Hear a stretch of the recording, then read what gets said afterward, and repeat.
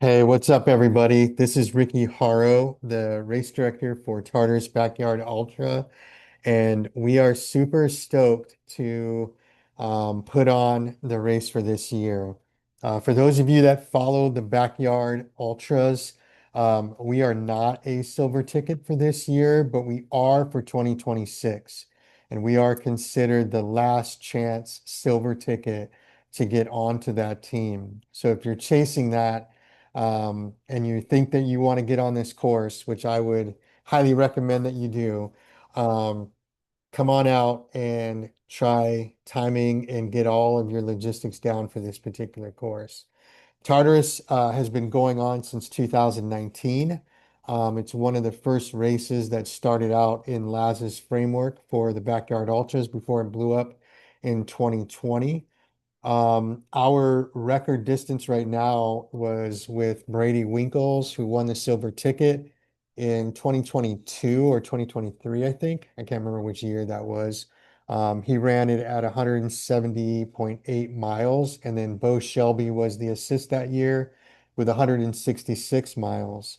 Um, Last year was also a big showdown, and Tyler Rocco took that with 137.5 miles. And he won free entry into the Banana Slug Ultra, which is taking place and is a silver ticket this year for the bracket, for that particular bracket. In the ruck world, Keith Riddle for Tartarus has the record at 58.25 miles on that course. The overall record for both events that put on a backyard ultra for ruckers, which is the Saguaro Showdown. Between those two, Saguaro Showdown is sitting at around 96 miles. So no one has yet to break the 100-mile mark for the ruckers. But last year, Keith Riddle took that at 58.25 miles. So just give you guys a little bit of history there. If you are looking to qualify for 2026 and knock off some at-large people, at Tartarus this year, we are going to be announcing a Chasing Backyard Ultra initiative, which is going to award somebody. We haven't quite figured out yet what we're going to do with this, but we are looking at if you come to Tartarus and if you come to Tartarus next year, or if you do Saguaro next year, and you are able to knock down an at-large, somebody who's on the at-large list, then we will award you with something. We haven't quite figured out what the amount is going to be on that, but it will be a dollar figure, and it will be a dollar figure for the assist as well. But we are looking, if you're looking at that, you need to be at a healthy 75 yards, probably more. I would say to knock somebody off the list by that time, it's going to be close to around 80 yards. And you're going to have to stay on that list. Like somebody making it to the world championship at Bigs is what we're looking for. So that's if you haven't figured that out yet, 75 yards is roughly 312 miles. All right, so let's get into the details for our race that's happening here on the 6th of September. Two big schedule of events. On Friday, the 5th of September, you can come in and you can set up your camping. Uh, Everything's going to be open from 3 p.m. onward. The course is going to be open to preview at 3 p.m. You can, if I'm around, you can grab your packet. You can get all that stuff ready to go if you want. Just realize that I'm also going to be setting up the course and setting up the start finish area. So I may or may not be in the area. But I will wait around probably from about 4:30 to 5, from 3 to 4:30, 5 o'clock. I'll be at the start finish area. So if you had any questions or anything like that, you want to pick up your quote packet, you can. We will officially start things on Saturday, the 6th of September, at 0700. That's when you can come in and you can pick up your packet. At 7:30, we are going to have a racer and crew brief in the racer corral, and the race and the first yard will begin at 0800. This is a very timely event. So if you are not in the race corral at the top of the hour, every single hour, you won't continue. Okay. You have to do that, and that is a very, very strict rule. Okay. Couple other administrative things to be thinking about. There are park fees that are out there. If you plan on just being there for the day, you can display your Discovery Pass if you have one, or you can pick up a day pass. There's a kiosk as you're driving in, and I'll show it to you on the map. There's a trailhead and there's a little parking area, and there's a place there where you can pick up an envelope for your vehicle. If you don't do that, on Friday and Saturday, if you find me, I can get you an envelope and make sure that you have that displayed on your dashboard for your vehicle. Usually what happens is the rangers will come in the morning, give everybody a warning that they're coming back later this afternoon or in the afternoon to start ticketing people, and they will do that. So I would highly recommend that if you're running solo and you're staying for the day, or you think you're going to do a multi-day, feel free to pick up the day pass and the overnight pass and just get that whole thing paid out ahead of time. I have also been ticketed. I had forgot one year to put one of these out and picked up a ticket as well. So they will ticket you. So make sure that you get your park fees and everything squared away. And like I said, I'll have some with me at the start finish line. Okay, we are going to be at the Camp 7 Mile area. So there's a couple places that you can set into Google, um, Apple Maps, whatever it is that you're running. You would want to either put in the 7 Mile trailhead, that will get you in the general vicinity. Wilbur Trailhead will get you even closer. But if you search Camp 7 Mile on Google, what you'll see is there is this water fountain marker. If you click on that and navigate, you will be brought in on the right road. And essentially what's going to happen is you're going to come in either on West 7 Mile or you're going to come in on North 7 Mile. It kind of changes as it crosses over the Spokane River. And you're going to head south towards the Wilbur Trailhead. Now, right before the Wilbur Trailhead, there will be a turnoff that will bring you onto the airfield. If you follow that road down, you will be in the right spot.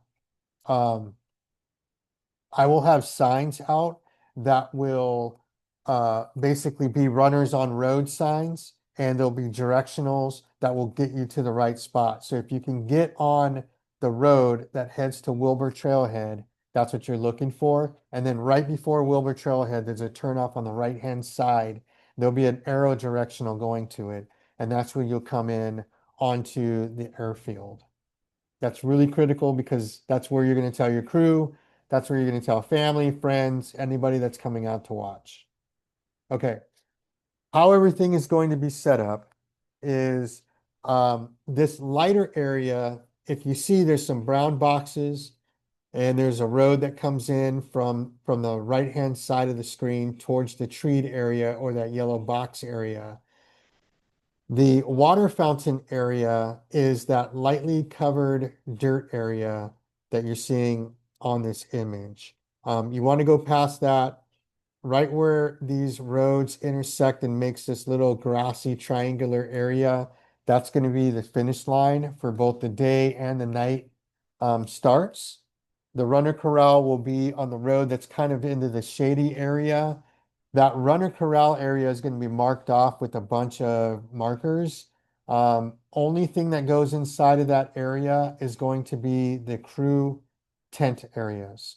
Okay. Crew can bring out tents, runners, you can bring out tents. These little 10 by 10s. I would recommend nothing really larger than a 10 by 10. But you're going to set that up all along the racer corral, and that's going to be the area where you go. Now, the start and the finish line is also where the porta potties are going to be. Anything that you see in that brown area is going to be parking for the event. I would say that if you are bringing in a trailer or a camper or something along those lines, I would highly recommend camping on that kind of northeastern side of the road and into the airfield versus closer to the trees. We want to save that area for some of the other folks that are coming in with smaller tents and stuff like that.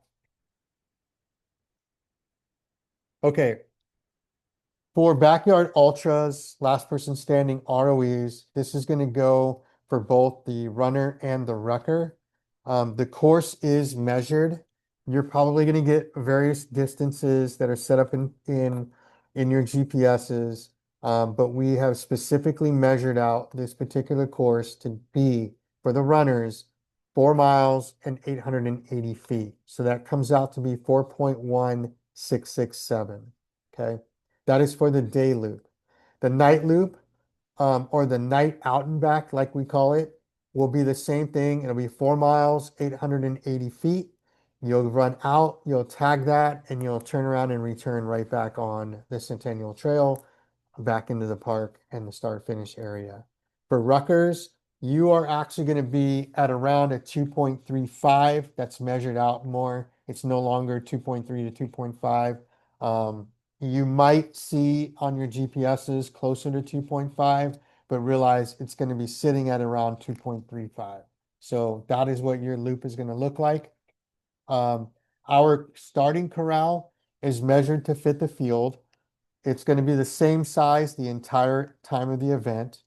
You must be in that corral area at the bell.